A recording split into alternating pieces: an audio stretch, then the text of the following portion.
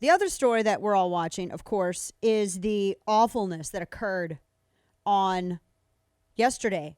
A doomed chopper crashes into Calabasas hillside, and it's heartbreaking. 9 people on board.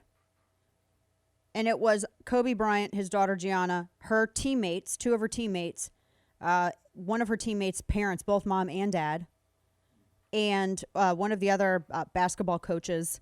Just heartbreaking. And I also have this up at the website too. It's incredibly tragic. And I realize there are people who perish, who lose their lives every day. I understand this. I can't even believe that that's something that would be the first thing that comes up instead of a prayer. So I feel like some people need to kind of get right in their rightful place on that. That would come up instead of a prayer.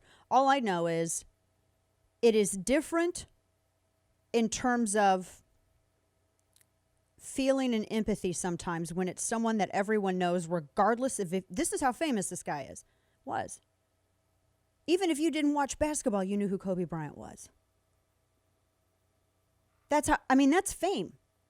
When it seeps out of your particular skill set, your industry, and everyone knows who you are. And I know that I can't imagine his wife now having to bury a daughter and a husband while she's grieving in the national spotlight and still also mothering her surviving grieving children.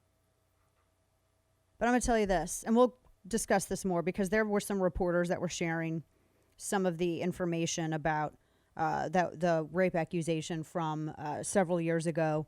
And it was a felony charge. It was dropped and the case was dismissed. And either, you can be consistent on principles of men's innocent or guilt, or you cannot be.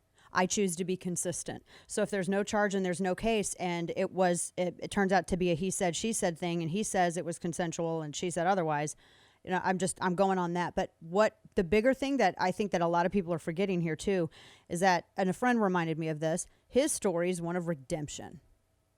Of all these people out there that are sharing all this stuff, and some of these individuals keep going back to his lowest moment. It is so sad to me that you can't memorialize someone beyond their lowest moment. Is that not just an outright rejection of redemption?